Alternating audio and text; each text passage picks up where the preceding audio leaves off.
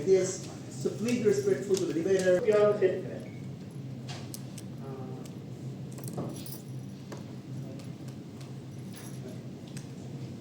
Starting in 3, 2, 1. I've teamed up with Adib. If I believed that there was a premium placed on loyalty, if we didn't win this tournament, I would be very mad at him. But what I will be instead is happy that we had a great run and all the positive experiences that we've had. That is the world that our government believes in. So what does a premium placed on loyalty actually mean, and what does it look like? It means that loyalty isn't something that is necessarily expected or used on a case-by-case basis, but instead is something which is thought of as extremely expensive and should have a reciprocal return given to it because it is a premium treatment that you're giving to a particular person, and it's a premium treatment that you yourself have to mentally condition yourself to be prepared to give. So how has that narrative looked like throughout history? Number one, it looks like movies, TV shows, and books showing loyalty as something that is extremely hard to achieve or extremely costly. It shows the struggle of an individual to be loyal to their abusive partner, for instance, and so you probably have to value it more. Secondly, there is an implicit expectation of reciprocity. You want people to be loyal to you back because you're offering them premium treatment, and so you want that return on your emotional investment. Thirdly, it looks like in vast majority of cases, you should not probably expect loyalty because loyalty is a premium treatment, and in a lot of surface level relationships, you probably should not expect loyalty. But fourthly, these ideas are frequently propagated by friends and families and workplace relationships. So, given that this is true, what are the metrics of this debate? Two, number one, you want better interpersonal relationships on net, and secondly, you want better mental health for the majority of the people that exist right now. So, under this, we have three arguments. The first is, this narrative has directly resulted in individuals viewing loyalty and interpersonal relationships as transactional. This is extremely awful because people want a return on that premium treatment that they're giving to other individuals, which means that in the vast majority of cases, that return is extremely hard to get because of different circumstances that your other person has. For example, they might be financially less capable for you, so they might not be able to pay back that loan or give you a similar amount of money in your time of distress. Or maybe that individual has different emotional capacities. Maybe their love languages aren't to give you words of affirmation, but to do acts of service when what you want is words of affirmation. Which means that if you're loyal to that particular person, there are numerous circumstances that make it difficult for you to get that kind of reciprocity back. Now, we understand that reciprocity is difficult to achieve under our side of the house as well. But what the premium based on loyalty uniquely does is, it uniquely makes you want that return on investment even more under their side of the house because you gave a premium treatment to that particular person. Which means you might like that person in the beginning, but the moment conflicts start to arise, that is the point in time when you start to question if that person deserves your time and energy, and that is the point in time you start to view relationships significantly more transactional. Which means at that point in time, it causes a lot of interpersonal conflict, small fights, arguments, and veiled attacks that eventually snowball into big fights, which get extremely ugly. But you yourself, even if you don't fight back, with resentment within your heart, which eventually seeps out, or even if it doesn't seep out, you bottle that emotion within your head, and that results in eventual blow-up, which is significantly worse. But more importantly, the way you view people also changes. Right? For example, throughout history, if you want individuals to give you a proper return, you also view people on their capability to give that particular return. So you don't view people as an end in and of themselves, you view people as a means to an end. That is extremely horrible. On a comparative way, in our counterfactual, loyalty is probably either expected or used on a case-by-case basis. If loyalty is expected in the vast majority of cases, people are more likely to not ask for a return because individuals already know that in their head and have that in their decision-making calculus before they go into a relationship, that loyalty is something which is expected and probably should not be rewarded. That is the world that we believe in, and that is beautiful. But more importantly, if you believe in a world where you have to use it on a case-by-case basis, there is less resentment because you have that talk with your partner beforehand on the degree of loyalty and the degree of emotional compatibility that you're likely to have. That is extremely important. Second argument then. This has caused throughout history an enormous influx of cheating and betrayal. This is extremely horrible because if loyalty is a premium, then people are more prone to want to take away that treatment if there are interpersonal conflicts. Which means that if an individual feels like that me being in a relationship causes more out of me than I'm actually getting, then I'm more likely to cheat on that particular relationship to begin with. Which means the contrast of wanting to take away that premium because you think that your partner doesn't deserve it has resulted in so many people causing cheating in society and whatnot. Which means the harms are extremely significant. Probably you feel guilty about cheating and you feel like you're a horrible person. But even if you don't feel guilty, your moral compass turns evil and you feel like cheating is something which is extremely normal. Both are awful outcomes under their side of the house. But in all cases, the one cheated on is significantly hurt. They try to feel like maybe they were the problem when they were not. But secondly, loyalty is extremely important in the case of work or things like war and governance, right? Because your literally livelihood and your security and your sense of survival depends on it, right? So if there is a premium based on loyalty, you don't even know if your employees or if your cabinet ministers are probably going to be loyal to you, because loyalty is not expected, but rather loyalty is a premium, which means you view every single individual with an air of skepticism, which makes it difficult for you yourself to be vulnerable to them and for them to be vulnerable to you back. This is extremely important in the case of movements, in the case of governments, where you want internal trust within your cabinet ministers and your company, in order to not leak secrets and whatnot, right? Which means that this cycle of skepticism makes it difficult for individuals to reach out for help when they otherwise would need to, which is every single man is an island in offside. Before moving on, Seal. Please explain why unconditional or expected loyalty, as you put it, does not lead to people being taken for granted where you don't expect any returns. Like I said, that's not the only counterfactual, right? People aren't stupid. People can realize when they're being taken for granted, right? Because it shows in their behavior and they realize that they're not getting the same level of respect, right? So not everyone is the people pleaser, but more importantly, we're going to use loyalty on a case-by-case basis as well, which means that if there is a case where you're being taken for granted and you're not getting a return on investment, you're probably not going to be loyal to begin with. People are more self-preservationists like that. So third argument then, it makes unconditional love more toxic and abusive. Why is this true? Because there are so many relationships right now that you otherwise cannot leave. You cannot leave your father or your mother if you're under the age of 18. You probably cannot leave someone who you've spent the entirety of your life with. In those relationships, if the perception of loyalty is that it is a premium treatment and that unconditional love, if there isn't any return on that unconditional love, it causes even more toxicity and abuse. That is the reason why parents literally tell their children, you have to be grateful for everything that I've done for you, or that I birthed you and so I have the right to do whatever I want to you. Which is why I am being loyal to you. I did not leave you for another man even though my father died, right? So all of this means that unconditional love, which has to be beautiful under our side of the house, becomes significantly more toxic and abusive. Which is on comparison under our side of the house, because loyalty is either used on a case-by-case basis, all these relationships are things that you evaluate from the get-go instead of feeling like there is a return that you need to get. Which means, even if you lose, I will still love Adib just the same. Thank you.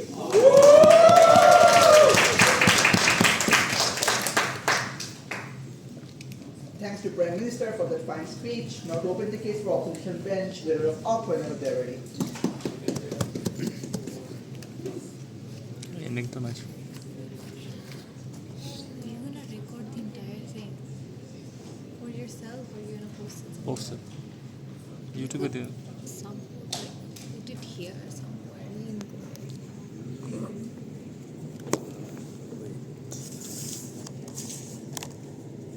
Or like link it and That's a good idea.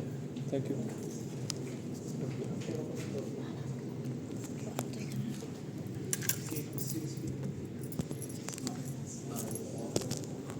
Is it visible?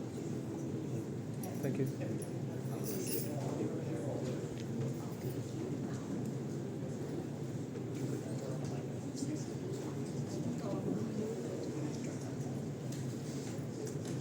The engagement happened.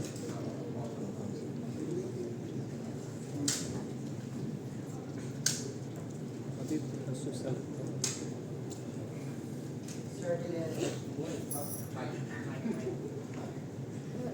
Starting at 5, It can be 4, 3, 2, 1. Understand the reason why people do things is not because they always want. That necessarily means when I want to do something, that means I have to get something in return. When I do not get something in return, you're under the cycle of doing things for random people. That's when I get taken advantage of. Understand how is this now brought out? How is the premium of loyalty? How does it look like in the steps? First, loyalty is taught to you as something that is good from a very young age. You have been taught to you by religion because you have to be loyal to religion. There's a pop culture references that shows that how why you need to be loyal. There's family indoctrination that says why loyalty is something that is always going to be appreciated and will get returns from it, and why there are institutions like army that actually teach it. So So how does this premium necessarily look like? This can be materialistic, can be immaterialistic, right? It can just be that if you are loyal to me, I will give to you in return, and I will trust to you insofar as that you actually give things to me in the long run. And immaterialistic things like the fact that you are loyal to me at that particular situation makes me want to appreciate you. So even if you if OG loses the debate, OG can Seeam can still not hate him and still appreciate it because he was there. Ali Faisal was there for him at that particular point of time. Appreciation, medal of honor, all of this ones. So why doesn't there be necessarily think premium of loyalty is something that is gold? In society, we don't do things because we are interdependent on each other. This means that we owe things to each other, and the basis of loyalty is this, that we owe things to each other because they do things for me, I do things for them.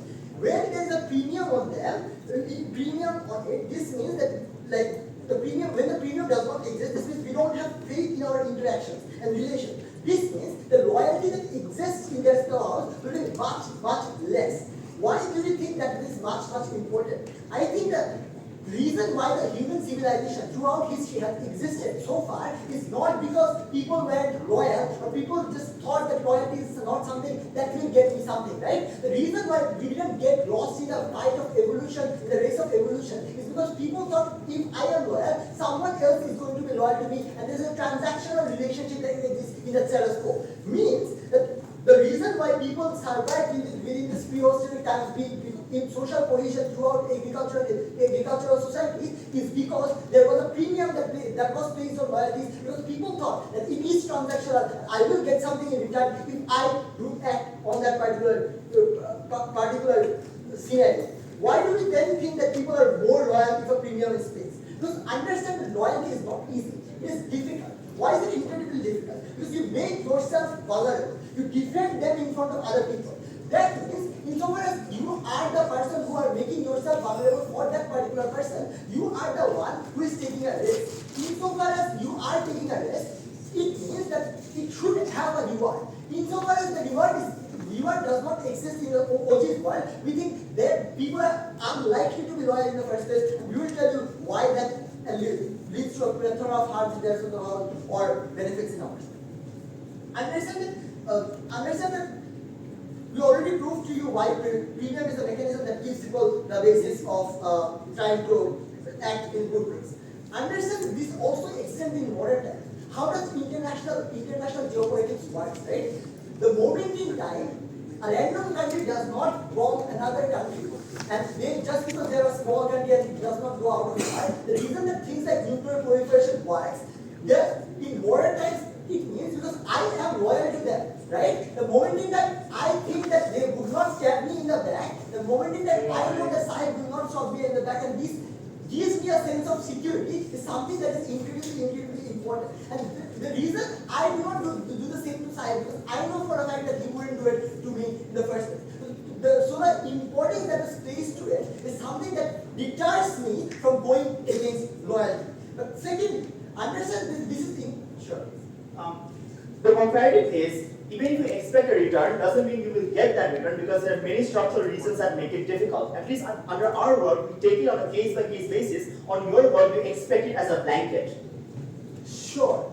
In our work, we do take, even if, I really don't think that we don't take it as a blanket, but even if we were to, we think people should expect things on a return. Because if I do not expect things, the likelihood of me being taken for granted is likely to be high. This is exclusively harmful for people who are in a lower position of power, right? The people who are in a lower position of power are unlikely to get that upper hand, because who are in a higher position of power in any scenario whatsoever are likely to get away with this thing, because they do not they probably require the help or the loyalty much less. The people who are in a higher position lower position of power are likely to be more misused in their stuff. Why is this really important? When there is a premium placed on loyalty, you think about things like social movement, right? You require a huge amount of sacrifice. The reason why we can solve things like the collective action problem and do things that are good for the general good and actually live in a society as a whole, that necessarily means that people actually are willing to sacrifice for the betterment of a whole. That means The reason that they do it is because they expect that there is a goal. The hope of the premium gives them the hope that there is something that we are going to get in the long run.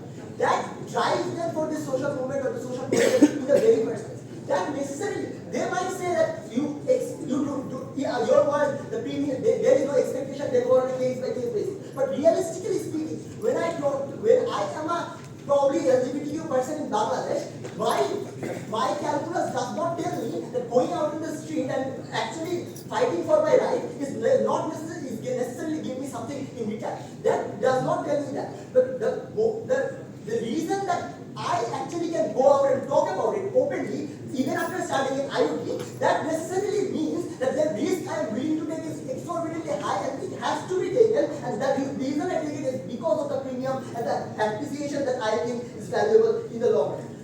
What then happens on a micro level? In a micro level, on person-to-person interactions, think about relationships, think about like interpersonal relations. The reason my friend trusts me, the reason any personal relationship is existed is because it's not just something that is on a vacuum, but rather we trust them because there is something they're going to get in return. Otherwise, I'm just a stupid. Thanks to Leader of Opposition for that fine speech. Can we please now have Deputy Prime Minister whenever they're ready?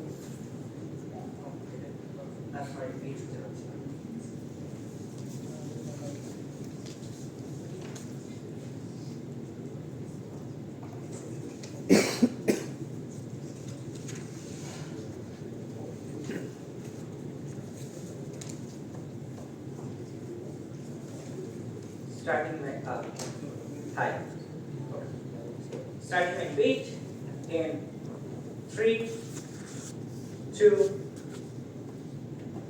1. The problem with opening opposition, they have a very generic understanding of our counterfactual, right? Because understand that even in our side of the house, it's not like we are like saying loyalty, we are being like cheating around is good. That means even in our side of the house, being loyal is a very valuable thing to, is a virtue of that already exists under our side of the world as well. There is value to loyalty, right? Because when you are loyal, it's a consistent reciprocate relationship that you get, and also when you are loyal, you gain trust, and trust can be very useful. You can use it for your personal gains in the future. That means even in our side of the house, there is significant incentive for individuals to remain loyal to begin with, right? So the competitive Moez tries to run in this particular debate doesn't really stand. But also understand even in our side of the house, there are narratives like how you should get out of toxic relationship also exists under our side of the house as well. So it's not like even people are going to like randomly stay in toxic relationship even if that is not healthy, right? But second of all, understand panel, even in our side of the house, there will be certain expectations that exist within the relationships, and if you are not getting those expectations met, you are also leaving relationship under our side of the house as well. But what is the delta then under our side of the house? Because understand panel, relationships are complex. There will be times when I won't be able to give sufficient time to my girlfriend. There will be times where I will be very busy going through mental health crisis, right? That means to live a long, healthy relationship, there will be times of like highs and lows that individual needs to be patient and work towards it, right? But why is that a very debate-winning framing? Because under their side of the house, the framing under opposition is premium, right? Because when you feel like you are being like valued or treated on a very high manner, the moment in time you feel feel like the relationship is not working. Because, oh my god, I'm being loyal to you, why you are not giving me sufficient time? I need to break up with you, right? So this sort of expectation happens more under their side of the house. But why our comparative is better, why the comparative is better under our side of the house? Look what Seeam framed under our side of the house, right? Because in our side of the house, we are not seeing loyalty as a premium. We are seeing loyalty is something that is expected. Like it's a very basic human decency to have, and every human being should have loyalty, and this is a very basic virtue to have to begin with. That means in our side of the house, in our side of the house, individuals know and have this knows that they need to be loyal because this is a good thing, right? Because I will ask him further. So yeah. So in our side of the house, we so also in terms of doing like why people are likely to be more loyal under our side of the house, because if loyalty is the metric, we are winning. Because first of all, understand in their side of the house, the comparative is like loyalty is a premium thing to begin with, right? That means if in their side of the house, if you're like you are not being treated like in a premium manner, that means okay, fine, he or she doesn't deserve my loyalty, let me cheat around, right? So the probability of like infidelity happening under their side of the house is even higher in their side of the house, right? But note, it is not a basic expectation, it's a premium. Not everybody wants to be premium, right? That means when I'm feeling urges to cheat, or when I'm feeling like okay, let me flirt around with other individuals, at that moment in time, I feel like okay, fuck this, I don't want to be a premium person, like who cares, right? Because not every individual wants to feel like they are premium to begin with, and this is important because like Moez talks about like social movement and whatsoever, because the burden of loyalty or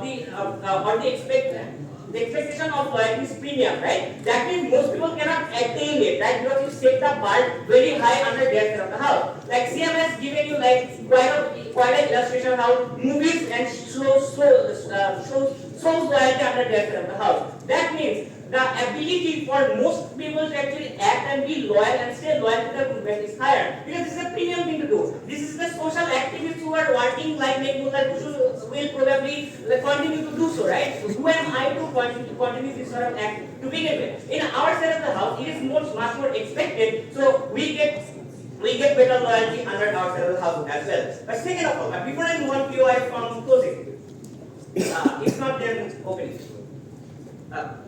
Understand that loyalty is an extremely coercive power to begin with. That if people are so smart that they are going to automatically leave all abusive relationships, why do so many battered women stay in abusive relationships to begin with? Are they dumb according to you? Alright, so this is amazing. If you are defending that case, then it's the comparative is better under our side of the house. Why is that so? Because under your side of the house, you spend significant amount of time with a partner, right? Like for instance, 10 years or 5 years. That means you put a lot of premium or a lot of value onto loyalty, right? That means it is even harder for you to get out of that relationship, because the burden that you feel or the emotional pressure that you feel under your side of the house is way more significant. Why is it better to leave relationships under our side of the house easier? Because note the comparative, right? Because we also mentioned the case by case basis, right? That means in our side of the house, if I feel like I'm in a relationship where it's not working out, or loyalty isn't just like based on like romantic relationships, right? Because if like Seeam under their side of the house feels like I am teaming up with Adib for a very long time, and Rafid came in North University, and I was teaming up with Rafid, he feels a lot more pressure to leave that particular relationship that we have, which makes the relationship way more toxic under their side of the house. Under our side of the house, it's like when there is no premium, it's easier for him to actually process this emotion and process this decision and discuss it with me to actually make this decision to like team up with Rafid then. That means it's easier for us to leave those relationships better under our side of the house, right? The reason why opening government is likely to win this debate, because opening government does a very basic debate. That's what you try to do in the finals, right? Because we tell you that on comparative, why if loyalty is the metric, we get more buying into the loyalty, and people are likely to be much more loyal because the barrier to loyalty is less under our side of the house. But we also show you why like in instances where relationships get toxic, where you have invested a lot of emotional energy and a lot of finances, and it is not working out. When you want to leave the relationship, why it is easier to leave those relationships better under our side of the house. So we win on both of these metrics. So we are taking hopefully the rank first in this debate. Thank you.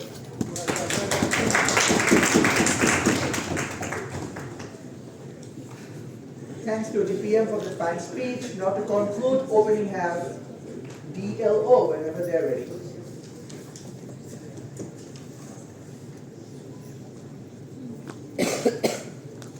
But able to. This is what they debate on the premarital or demarcated.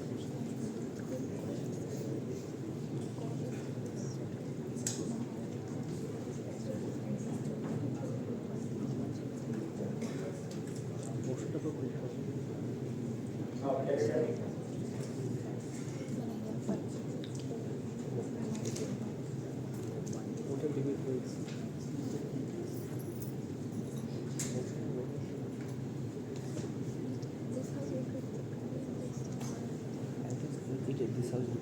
The premarital, we regret the premarital results. Yes.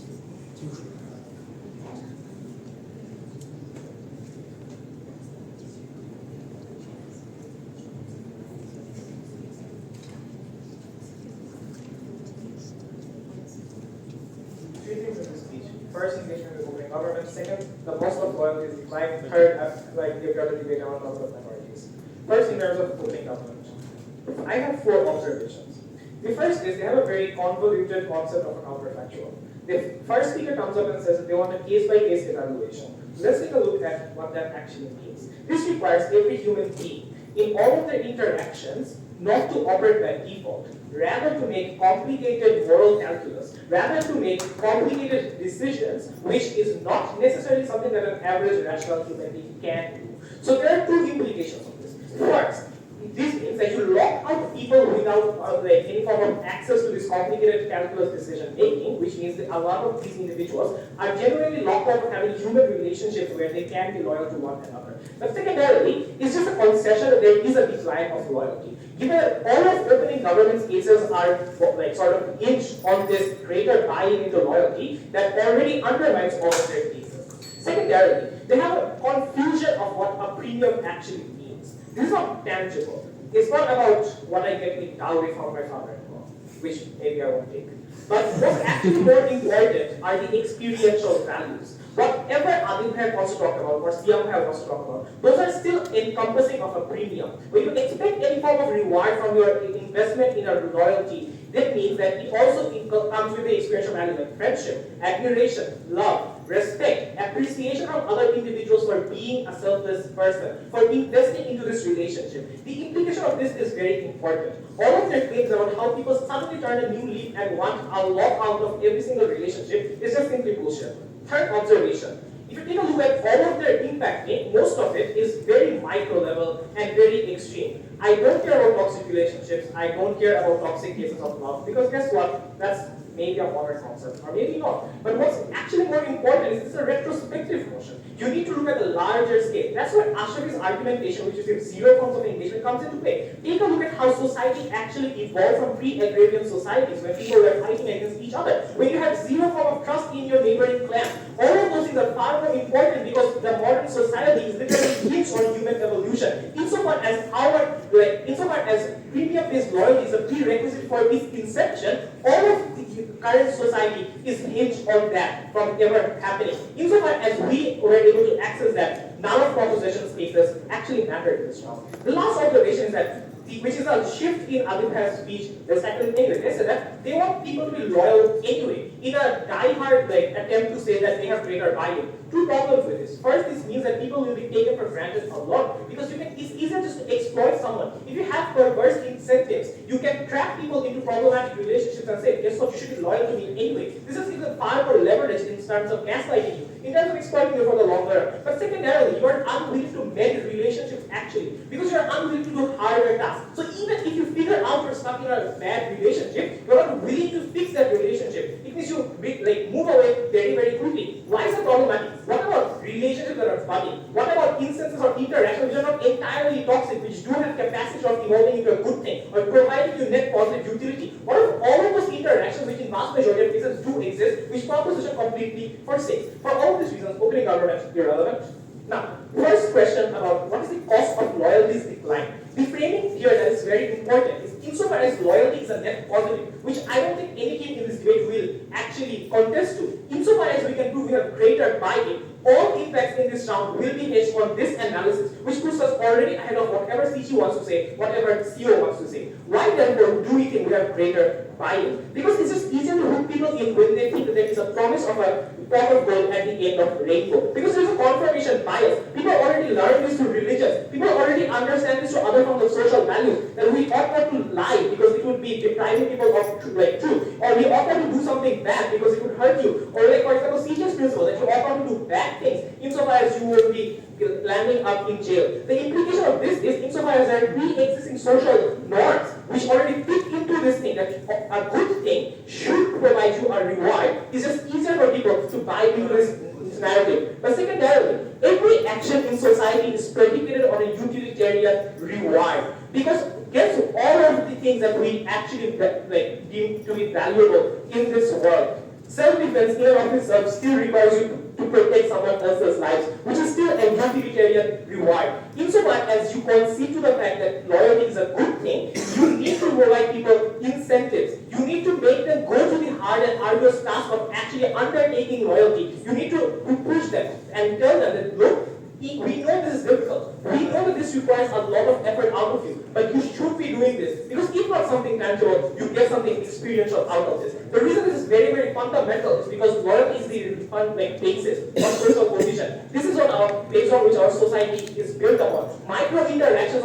between friends relies on reciprocity, which relies on loyalty. Because if I'm not loyal to you, why should I be reciprocal in my relationships to you? Closing, anything? Go. It is because we hook people on the reward that makes loyalty either transactional or unattainable. That is why so much cheating happens. That is why the Chinese kingdom reformed and broke a million times. Thanks for proving our case. Bunch of examples, I don't know whether they're relevant, but more importantly, it was transactions are not always just materialistic. Maybe stop being a capitalist. Second, slash about minorities. Why are people, ask yourself, why do activists go in the street? They want something in return. They want changes. All of these are promised rewards, or if at least on promise they feel that I can bring in changes, or at least they have self-validation that I'm doing a good thing. All of this would be absolutely absent insofar as people know that my loyalty has no value. The movement does not care about me. The movement does not treat me as an important asset. All of these things therefore mean that people really have zero incentive to be hooked onto a movement. Their pushback to this is poor activists will maybe protest anyway. Cool. But what about people who are in the center? What about people who are not as maybe suffering from shared oppression? What about people who are not black but maybe still a part of BLM? Why do these people still matter to the movement? Because you need a critical mass in order to lobby politicians, in order to show people that this is something which is very, very crucial, in order to bring in media traction, or in order to be a credible threat and a credible issue. You need numbers, you need critical mass. All of these things are absent or offside. So therefore they lock people and minorities in oppression. I want to end on a quote from Joker. If you're good for something, don't do it for free. Loyalty is earned and you should be paid with full. Applause.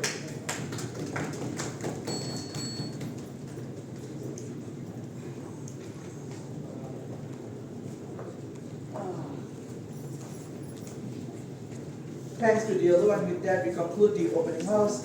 Now is the closing house number of Calvin when they're ready.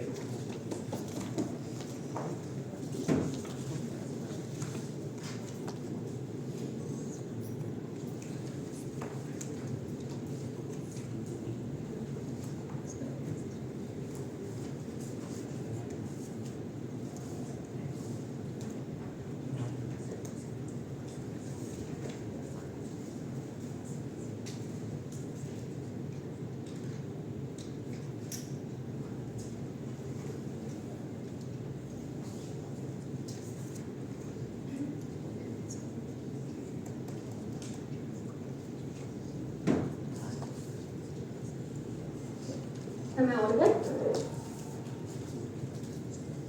I will pick up your question from closing.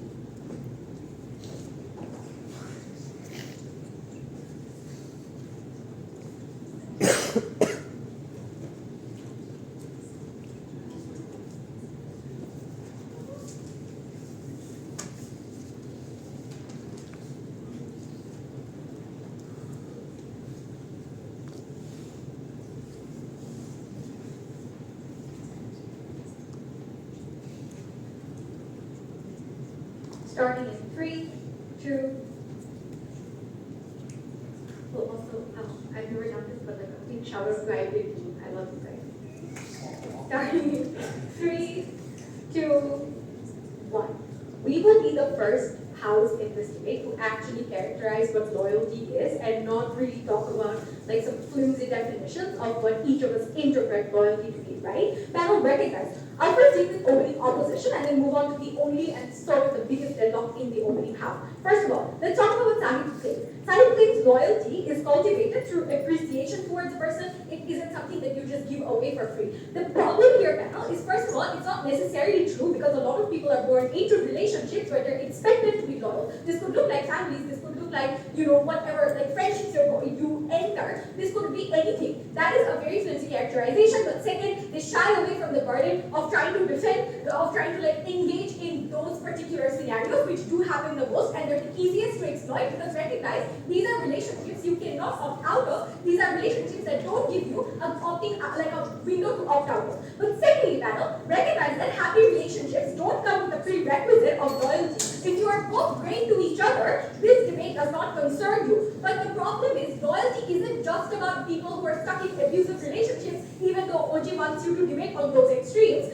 Loyalty can also look like you deprioritizing yourself for the sake of people who you think you need to be loyal to. This looks like you choosing to major in something else just because you believe your parents who have worked so hard for you and you need to be loyal to them to engage, to like live a life that they picture for you. These could be instances of loyalty as well. Individuals don't just implement loyalty in their own lives just in perspectives of like, you know, staying in abusive relationships. This manifests in different forms, in different spheres of our lives. Opening opposition had to engage with that, they did not. But second, what's the biggest deadlock that exists on the opening half of the debate? The deadlock between loyalty and reciprocity. OG takes this OG sort of claims that they're going to have like a case-by-case loyalty analysis situation, which is going to be their alternative. We have a more general solution. We think a premium placed on self-preservation is the solution to everything. I'll be explaining that later on. But recognize first of all the deadlock between reciprocity and loyalty. The exclusive benefits that opening opposition claims are that loyalty gives you a sort of like exclusivity in terms of like how people are, you know, behaving with you or how they treat you. The problem is, panel, reciprocity exists regardless. Why is that? When your parent truly loves you, you do love them back. Because individuals want to form certain emotional alliances to survive. For example, this could be in the form of, this could materialize in the form of family relationships. Materialize as friends, because individuals want to live in society where they have certain emotional alliances. This has been happening since the prehistoric era when cavemen tried to band together just because this is what individuals prefer to survive. This is an important panel because recognize loyalty is different. How so? It is when you are expected to accept everything that happens to you, even when you are on the losing side of the bargain. That is where loyalty becomes a problem. That is the impact of this debate. Recognize, panel, benefits can be achieved on both sides of the world regardless, because individuals have other metrics that they judge their relationship on. Loyalty becomes a problem when you are on the losing side of the bargain, when you are expected to do things that impede your expectations of yourself, that impede what you want in your life, that impede what your rights are. This is when this becomes a problem. Before I move on, I'll take closing. Yes, please understand that reciprocity, where it exists, that's not where the debate is. That reciprocity is going to exist on these relationships anyway. You have to exclusively argue in one-sided relationships, how you make those better by making people defaultly loyal without premiums. No, I just explained you don't need loyalty, you have the benefits in other ways. Please, listen to my speech. Okay, moving on. What do we bring to you in this debate? We'll talk about self-preservation and why that is important, and essentially why that solves every other problem that has come up in this debate up until this point, right? Recognize panel, because of the premium placed on loyalty, self-preservation goes out the window. Why is this important? We want a world where individuals prioritize what is good for themselves. Recognize panel, loyalty can be cultivated in ways that people don't even consent to. This could look like you being born into a family and you being born into let's say a family where you probably don't want to agree with everything that goes around, but you're forced to believe that you should because you should be loyal to your parents, you should be loyal to your friends. Social narratives are formed surrounding these beliefs of loyalty. Why is this important? I will impact this because OG does not. Recognize that when social narratives are formed based on this, it's easier to exploit people, especially the most vulnerable ones. This could look like women being exploited, telling them, no, even if you're on the losing end, you should be loyal to this person, because guess what? That is what patriarchy does to them regardless. This is just another tool in the shed. Second panel, this could look like exploiting the most vulnerable children who are dependent on their parents in so many ways. Thirdly, this could look like religious communities, minority communities taking advantage of these people when they try to leave these communities, even when they become abusive, even when they become a place where they don't want to be a part of. These are essentially places where these people cannot quit, dynamics which these people cannot quit because they are forced to remain here. Why then is self-preservation? Also recognize that self-preservation is not the same as being selfish. Why? It means you do not engage in relationships or companionships that can end up harming you. This does not mean you deprioritize every other person that exists in your life. This means you focus on what is making you happy. You focus on what is making you a better person, what is making your life, your choices just better, right? We think that this is important and a very key component in this debate, because recognize you are also likely to be a better person in your interpersonal relationships. When you know that the social norm is that people prioritize self-preservation instead of loyalty, you will also be respectful of your counterparts, of your children, of your wives or whoever you marry. You're going to be respectful of their right to self-preservation as well. This means because you want to keep them in your life, because you want to have these emotional connections, because you want these people on your side of the world, on your corner, you essentially prioritize their self-preservation, their right to it as well. This takes up the argument about people living in abusive relationships or people engaging in anything that does not give them happiness. We panel explain to you how through self-preservation we can solve the major problems that come up from the opening half of the bench. But recognize panel, you cannot win a debate sheerly based on talking about how loyalty forces people to stay in certain relationships. Because recognize that the benefits are not exclusive, you are not exclusive. Please vote CG.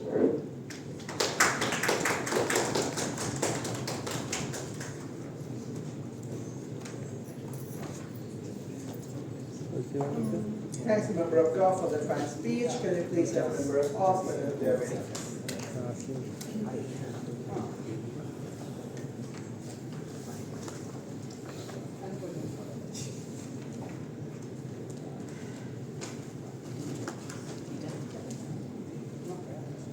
Aarham.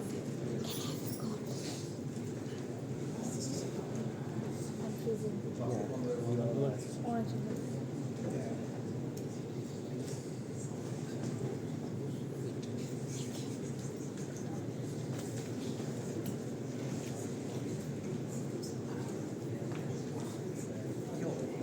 That's a completion. Where is mine? Yeah. हम using the goodie bag. टमाटर समेत के दाने गुड़ी और Because we are neighbors. What is this? probably they say to carry to argue. Perhaps. Or they delivered in the wrong place. I think he just told you look at the goal. That's my speech in 3, 2, 1. So the way in which I will give my speech is first I'll deal with CG and then I'll give my extension with the for to cover. So CG's case is pretty confusing, right? Because they characterize premium as privatization. They tell us that look, we should not prioritize loyalty over our own self-interest. But recognize the wording of the motion, right? The motion says this house regrets the premium placed on loyalty.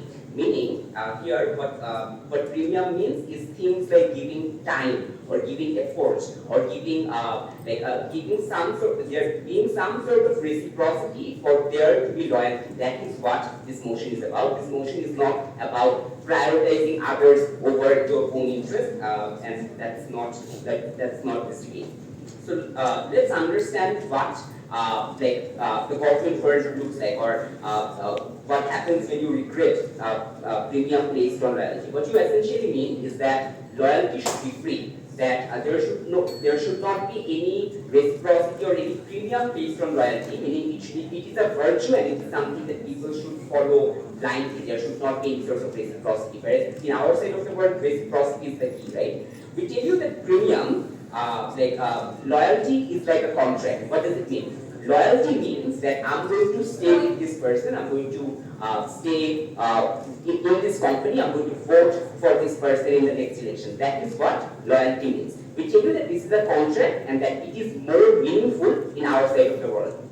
We tell you that this is more meaningful in our side of the world because of three reasons. We believe that premium is reflected in this relationship in three ways. Firstly, mutual consent. We tell you that when there is premium or when there is premium placed on loyalty, that is the moment in time, the effort in this relationship and the consent in this relationship is more visible. We tell you that that makes these relationships more meaningful. Secondly, we tell you that it adds more trust within these relationships, right? Because recognize that when there is premium based on loyalty, that is the moment in time people are going to put in more effort within this relationship, and the trust within this relationship is going to be better. But thirdly, realize that the reason we enter into any sort of contract is for different types of benefits, right? So these benefits can look like emotional need, of course. In a macro context, it can look like your politician or the person who voted for giving certain benefits to you, or in an international relationship, it may look like America doing more for NATO, right? We tell you that the relationships are more meaningful when firstly there is less misunderstanding, and that happens when there is no premium based on loyalty. Realize that when there is no premium based on loyalty, you're supposed to be in a relationship that can be a micro relationship, like an interpersonal relationship, but also like other types of relationship that we talked about, right?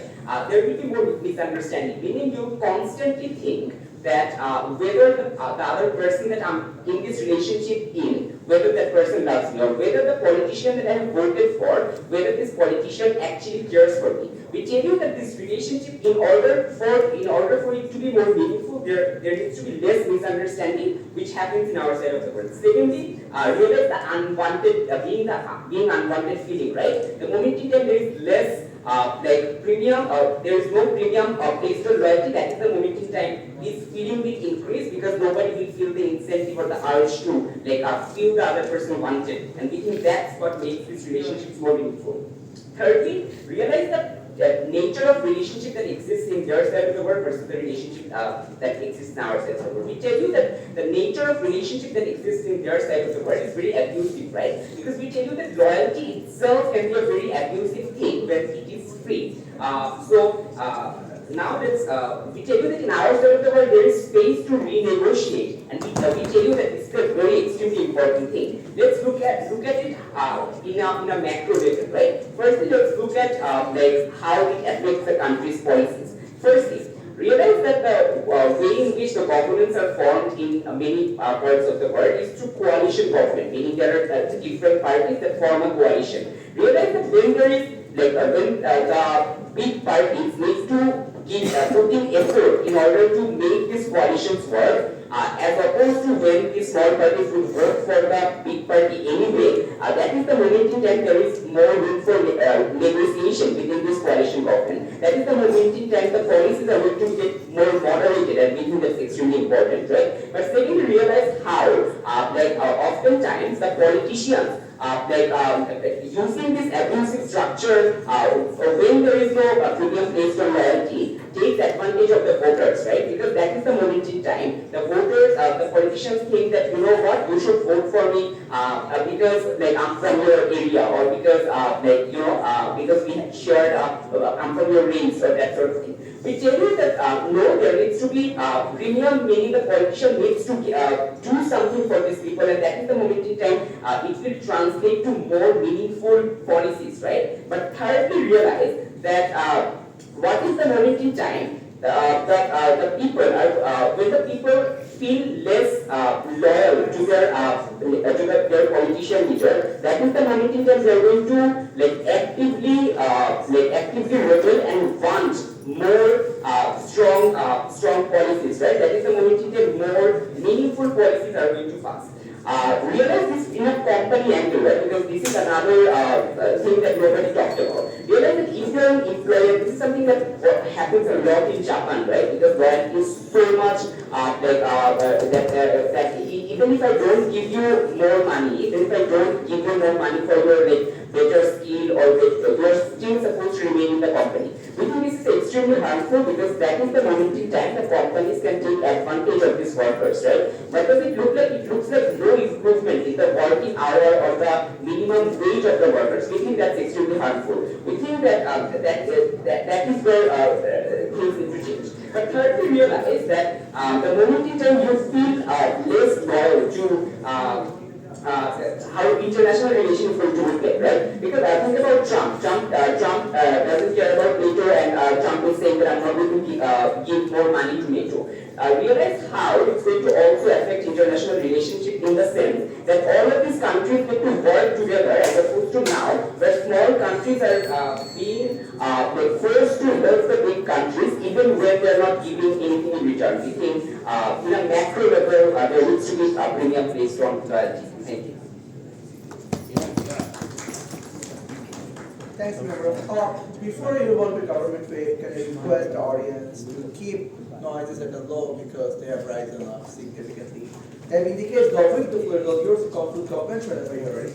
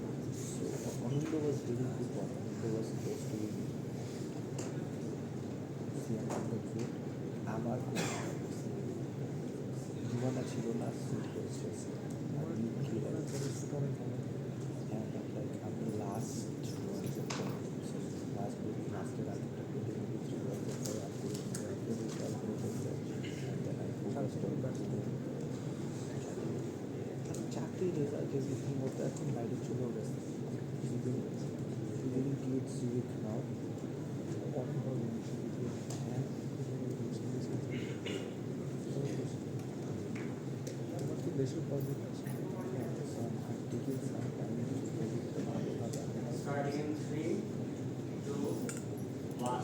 This is not final debate. Assertions don't help you win a final. Recognize from CO, the key idea we get in terms of relationships is that loyalty is the absolute basis of a relationship. And in the absence of loyalty, things are going to falter, because number one, somehow loyalty adds more trust. Number two, loyalty makes effort more visible. Like for the second idea, I don't really see how loyalty makes effort more visible, more visible, no analysis. But regarding the idea of loyalty adding more trust, recognize that in our world, what we have essentially tried to say, something that they absolutely did not engage to, is the idea that loyalty is not the only basis through which people trust each other or people rely on each other. Let's say Sahib's best case, which is basically cavemen trusted each other and were loyal to each other, that's why we are debating here in NSU, right? That's not the case. The case is the fact that I, as a caveman, probably relied on another person for their specialization of, let's say, picking berries and whatnot, and relied on the fact that that person is going to bring food home for me. And that person relied on me on the fact that this person is going to hunt and protect our clan from all sorts of attacks that might happen. What does this mean? What does this essentially prove? This proves that besides loyalty, there are mutual benefits that people can generate, which is going to ensure that people are going to trust each other sufficiently enough and form societies, form coalitions, form groups, etc., etc. And this is not necessarily going to hamper the human evolution, right? We needed a lot more from the opening of possession on this regard. And second of all, regarding how without loyalty there will be more misunderstanding. Again, no substantiation, but if I still take it at its face value, I can still recognize if a person loves me or not by their actions. I don't strictly look at someone's loyalty and then say, this person doesn't love me or this person does love me. I do look at their actions when they're doing certain things for me, maybe acts of service, maybe affection, etc., etc. I think that's the basis of evaluating relationships, not loyalty. And people are not so dumb that they will just move on to simply focus on people's loyalty and loyalty only in order to evaluate relationships. Lastly, and the most weird idea regarding coalitions, we prefer a world where people are more loyal to the policies of a government than a government or a political leader themselves. This is particularly important because there is no analysis from their world regarding the idea as to why is it so important for people to stick to particular political leaders at the end of the day. Let me give you an example of people overworking in Japan. Recognize that Japan is a society where loyalty is placed at such a high premium that people usually forget their mental health, their physical health, and they commit suicide every single year, right? So I don't know how that's their argument, that's our argument. What the hell? Lastly, there regarding people will simply come up and say that vote for me because I'm from your area. That's something that's going to happen in CEO's world, because recognize that people are going to vote Awami League because their father voted for Awami League, their grandfather voted for Awami League, and they should be loyal to Awami League because there's a premium place on loyalty more than anything else, right? So again, that's our argument. Now, before moving on to opening opposition, Your argument about self-preservation hinges on analysis, because if you're not loyal, why don't you think that the person I'm sharing berries with could just kill me and steal my berries? Yeah, because that. What the hell? I mean, if that happens, within that case, there are other people who are going to ensure that and mark that this is a disloyal person or this is a person that might harm other people within that clan, and therefore we probably need to eliminate him as well. I mean, that person also gets killed or whatever. I don't know how a premium in loyalty solves that problem. Anyway, dealing with opening opposition. So opening opposition comes up with the collective action problem. Recognize that people don't do social movements, or Maypoler doesn't do leftist movement because he's loyal to the leftist movement. He's loyal to the ideals of the leftist movement to the point where as long as that movement or that those policies give him value or give him some degree of benefit, is the point in time where he's going to stick to those policies at the end of the day, right? So people do not go to movements just because they're loyal to their race or loyal to certain things. They go to movements because they can extract value out of it, right? So yeah, I don't know, right? Moving on, they drop assertive ideas regarding how there is a difficulty in moral calculation while dealing with everything on a case-by-case basis. No analysis, this is very weird. I know, from the expression of Sami, it looks like he's going to expand on this idea, but no, you're away. So, moving on as to why is it better in our world. Because in our world, there's still some degree of heuristics when it comes to, let's say, evaluating people. So you do not need to go on everything on a case-by-case basis, like every individual small interaction on a case-by-case basis. Maybe you can group certain interactions under the premise of, is this person giving me enough time? You can group certain interactions under the premise of, is this person doing me certain benefits, right? So in these situations, you develop some moral heuristics and mental calculations which you can apply in different places. So it's pretty simple and it's not as obtuse as opening opposition wants you to believe, right?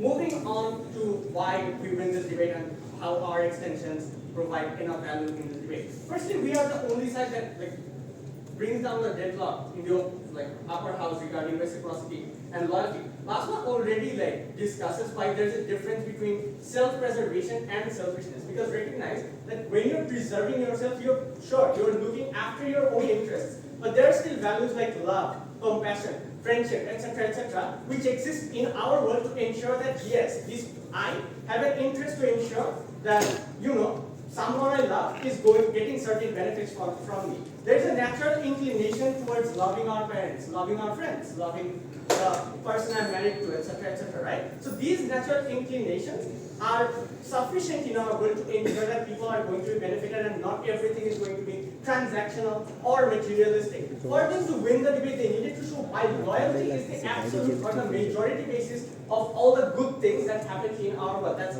absolutely not the case. We show how emotional alliances work, we show how other materialistic alliances work, and that's why we have a lead in this debate. We also discuss how exclusively loyalty becomes a problem when you are on the losing side of the bargain. This debate is not about all the good situations and all the flowery things in this debate. Because recognizing in these sorts of situations, there's a narrative that you have to stick to your family. If your partner doesn't treat you well, you have to stick, maybe because of your child or some shit. You have to stick to the religion that you're following because you're meant to be loyal to that religion. The premium placed on loyalty looks like a very absolute deontological value to which you're absolutely supposed to stick to, and people felt like this is the only way to maintain trust. Recognize that this is not the only way. People can do better than this. People have other stronger emotions which ensure that we are nice to each other.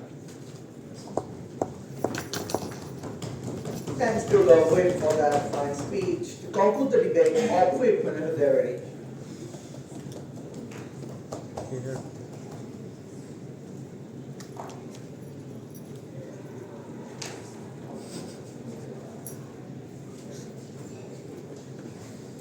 Hello, am I audible?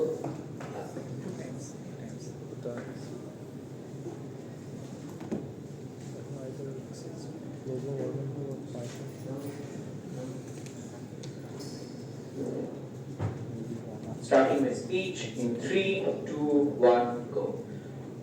Understand that there is two significant problems from the entire government then, but mostly from CG. CG confuses the definition of premiums with prioritization to begin with. What does this mean? What is premium?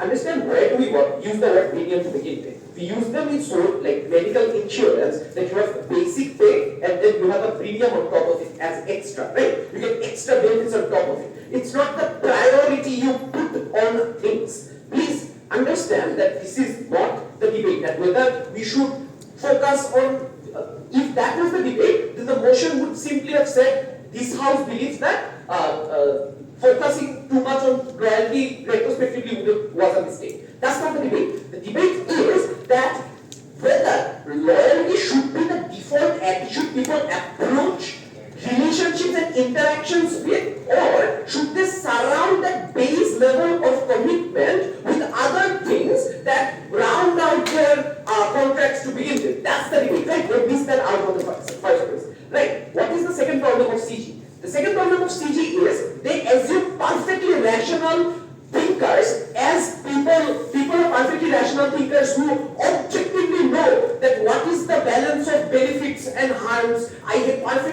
perfect knowledge that yes, you have been abusive to me. If that was the case, most battered women would leave an abusive relationship. Things that I've been saying from pushing towards OG from the minute one, right? We are telling you, we have given you two significant failings. A, that hey, human interaction works on an unwritten social contract, the elements of which are often exploitative. And this needs constant reevaluation in order for those contracts and associations to be meaningful. If you have default loyalty attitude when you go to interact with other people, whether it be in the state or political process, whether it be employment, whether it be personal relationships, you do not reevaluate the terms of this unwritten contract. What this leads to is exploitative one-sided relationships and interactions which relates to more harm and exploitation overall. This is the particular framing that we gave, and this is what CG failed to engage, right?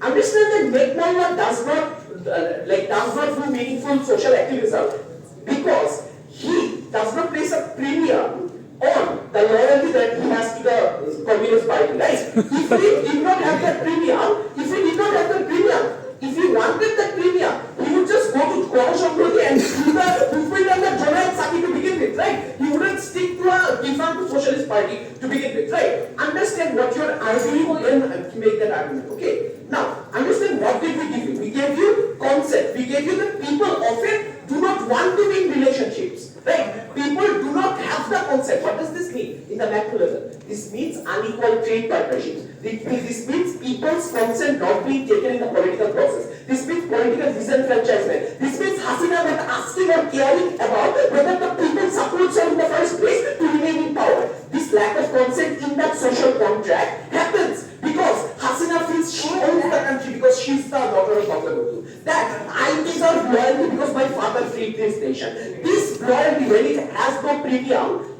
makes Hasina an autocrat. That when there is a premium attached to that loyalty, when Hasina has to prove herself why she deserves to be in power, we live in a democracy. Otherwise, in default loyalty, we live in an autocracy. Second of all, understand trust. That even if like 2018 election was fair, there is a decent chance Hasina would have won anyway. Right? Understand that if Hasina government had the foresight of understanding that loyalty has to have a premium, then they would have worked to regain the public trust, highlighted their achievement, and got into that place in the first place. Right? Third of all, benefit. The benefits that people are getting are very abstract. People do not keep a perfect counter of benefits and harms. This is why you are very irrational when it comes to loyalty in the first place. Or tries to say this, that hey, you have been like cavemen trained into believing loyalty is good. But they do not say the implication. The implication is that it makes you irrationally likely to be inside exploitative contracts. Right? This is true for capitalism. This is where you exploit your workers. This is when you disenfranchise your voters. This is where unequal exchange happens from the global north countries, developed countries, to the global south countries, to resource extraction and neo-imperialism. Why is this more important? Because the upper house exclusively does debate on interpersonal relationships. We believe our impacts exclusively gives you a more general structure to analyze human interaction, and this is more impactful because more resource extraction from people means the quality of life of people going down in general, which is much more better than some people cheating on each other. I don't understand why is that more impactful than that. Okay. You have not proved the likelihood of actually getting the reward of that premium, which means conflicts still happen under your side. The difference is it's harder for you to leave because of some cost fallacy, but in our world it's easier to leave. Okay, understand that our main point is reevaluation. You need to want to reevaluate the contract from both sides of the house. And otherwise you're stuck on the previous structure, previous contract which is exploitative to begin with. When you expect loyalty as a default, you have no incentive to go and reevaluate or renegotiate, right? When you think that, hey, I am America, Southeast Asia is going to follow me regardless, that is the moment you do not, court them and court their benefits and do not add on to premiums after premiums. And that's why they go to China. Because America does not reevaluate the contract it has with the Southeast Asian countries, right? So this expectation attitude, this worldview, that when you do not place a premium on loyalty, you have the attitude of approaching loyalty as being free and default. That's why you take it for granted. You treat your trade partners first, you treat your voters first, you treat your employees first, you treat your families first, you treat your significant other first. In all layers, significantly exploitative structures are things that that is the default, and that has changed due to the premium that we have placed, and extremely proud to oppose. Thanks to our quick. Can you have a round of applause for our debaters in the final? And with that, because of the debating teams can cross floor, shake hands to our side, showing audiences who will announce the result at the closing statement.